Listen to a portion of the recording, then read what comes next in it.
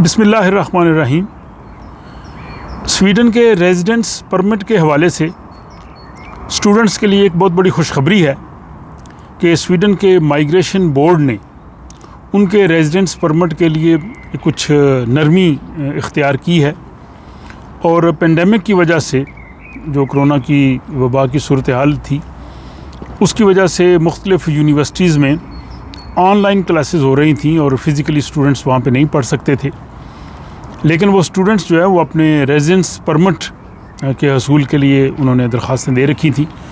और इस मामले में काफ़ी तातुल था। अब रेडियो स्वीडन की ये मुसद्दका रिपोर्ट के मुताबिक माइग्रेशन बोर्ड ने इस सिलसिला में नरमी की है और अगरचे वो स्टूडेंट्स जो हैं वो ऑनलाइन क्लासेस ले रहे हैं, वो यूनिवर्सिटीज़ में नहीं पढ़ रहे, लेकिन वो रेजिडेंस परमिट लेने के अहल हैं। इस फ़ैसले से बहुत से स्टूडेंट्स को फ़ायदा हुआ है और स्वीडन में जो तलबा की जो यूनियंस हैं उन्होंने भी इसका खैर मकदम किया है। इससे ना सिर्फ बहुत से स्टूडेंट्स को अब फ़ायदा होगा बल्कि मुस्तकबिल भी खुदा न खास्ता अगर ये ऑनलाइन क्लासेस पेंडेमिक की वजह से जारी रहीं या किसी और वजह से अगर कोई ऑनलाइन क्लासेस हों तो ऑनलाइन स्टूडेंट्स भी शायद इस वर्क परमिट जो रेजिडेंस परमिट है उसके लिए अप्लाई कर सकेंगे। तो ये रेजिडेंस परमिट स्टूडेंट्स को स्वीडन में रहने के हवाले से जो है वो मौका फ्राहम करेगा। और जहाँ तक स्वीडन की माइग्रेशन पॉलिसी का ताल्लुक़ है, ये अभी इसका रिव्यू हो रहा है और जून में वो अपनी पूरी पॉलिसी को रिव्यू कर रहे हैं, जिसके बारे में तफसील से हम आपको बताएंगे। लेकिन मार्च के महीने में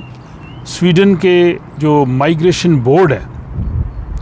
उसने तकरीबन 2500 लोगों को फैमिली रीयूनिफिकेशन की वजह से रेजिडेंस परमिट दिए हैं और तकरीबन इतने ही जो है वो रेजिडेंस परमिट वर्क की बुनियाद पे, काम की बुनियाद पे दिए गए हैं,